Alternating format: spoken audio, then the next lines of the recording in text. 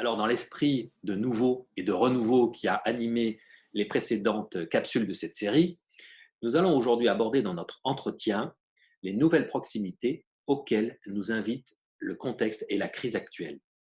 Bienvenue dans la série En vérité.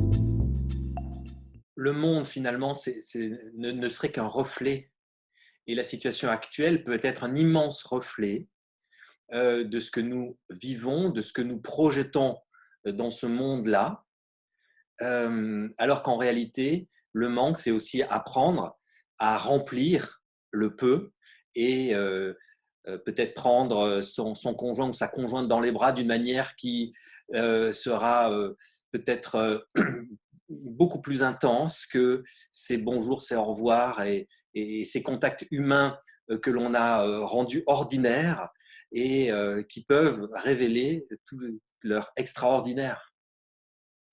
Alors ça aussi, je crois vraiment que c'est une autre invitation, une autre raison de se réjouir.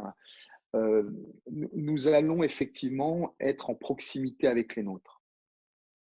Alors oui, tout le monde s'en réjouit. C'est certain qu'une des conséquences immédiates, c'est un rapprochement familial, peut-être une vie de famille plus présente, là où on a toujours tendance à se plaindre qu'on n'est pas suffisamment présent dans nos familles. On y est présent maintenant.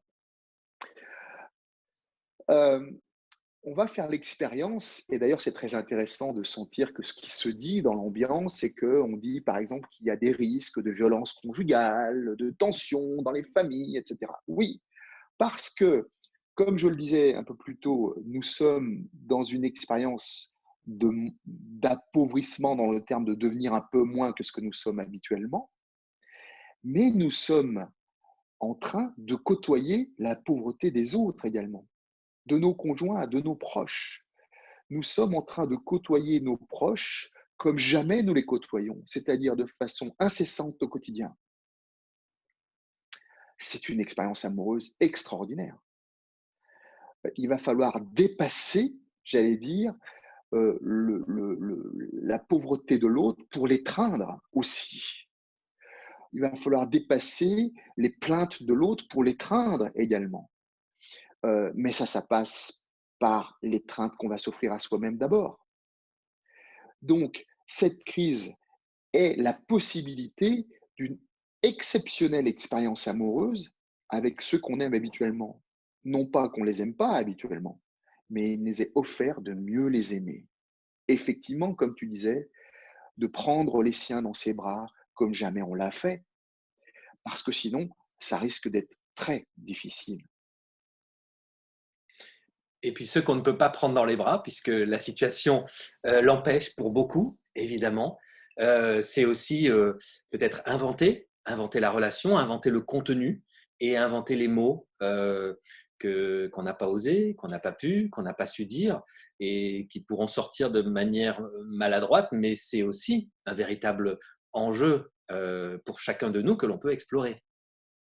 Alors, évidemment, et d'ailleurs, les technologies permettent malgré tout de rester en contact avec les gens, mais au-delà de ça, effectivement, c'est tout d'un coup se poser la question de savoir, mais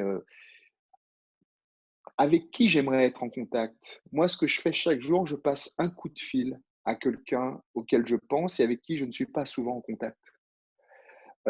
C'est une façon de renouer les liens. C'est une façon, même à distance, c'est une véritable expérience amoureuse, au sens noble du terme, bien sûr.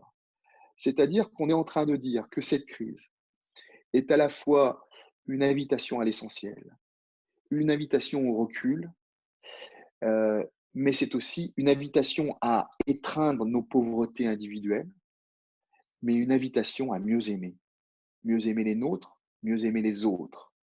Alors peut-être qu'on aura un peu moins tendance à prendre des boucs émissaires dans cette société pour expliquer que les choses vont mal, que c'est mal traité, que c'est mal pris en charge, etc., etc.